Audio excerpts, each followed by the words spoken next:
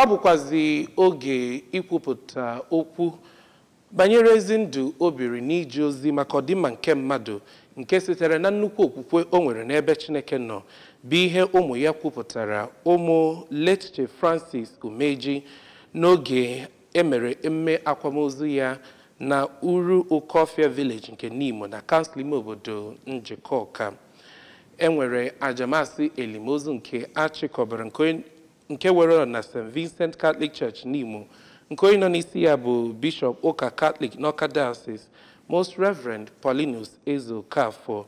Ọ dọpụtara ọtụtụ ikwu na ibe, ndị enyi, ezinụlọ na ndị na-echere ezinụlọ ahụ ezi echiche ndị bịara ịkwanyere nwoke ahụ lagoro mmụọ ugbu ikpeazụ.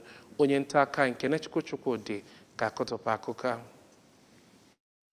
Most Reverend Eze Okafor bụ ndị bịara ụka enyimozu ahụ ibi ndụ dịka o si kwesị, ọkacha n'ihe akwụkwọ nsọ kụzi, ma kwukwa na ọnwụ bụ ịpụta ikpe n'iru Chukwu. Ọ gakwa n'iru kenekwa Chukwu maka ndụ Chief Umeji biri ma kpekwa ekpere ka Chukwu nabata mkpụrụ obi ya na ndokwa. Ka enyisiri ozu otu nwa ya bụ Maazị Ọrachukwu Umeji, kọwara nna ya dịka onye nwere obi umeanị, bụkwara onye nke onye ọbụla bịara ya nso na-achọ ka ya na ya nwee mmekọrịta nwanne, ma bụkwara nnukwu onye ụka Katọlik. Nwa ya nwoke ọzọkwa bụ Maazị Emeka Umeji gakwara n'iru kwuo na nna ya bụrụ ọpụrụ iche, onye obi umeala, onye anara ebugo onwe ya enu, ma bụkwara onye ya na ndị mmadụ na-anọkọ ọfụma. Na otu ntụziaka ahụ, Chief John Chuks Ọnwụazọ si Adaziani kwuru na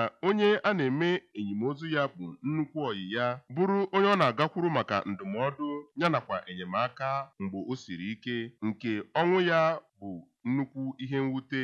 Chief Umeji bụ onye otu na ọkwa Knight of St. John International, bụkwara onye rapụrụ nwunye ya, ụmụ nwoke 5 ya nakwa otu nwaanyị site na Nimo nke dị n'okpuru ọchịchị Njikọka. Aha m bụ Kenechukwu Chukwudị n'akụkọ ụwa ABS.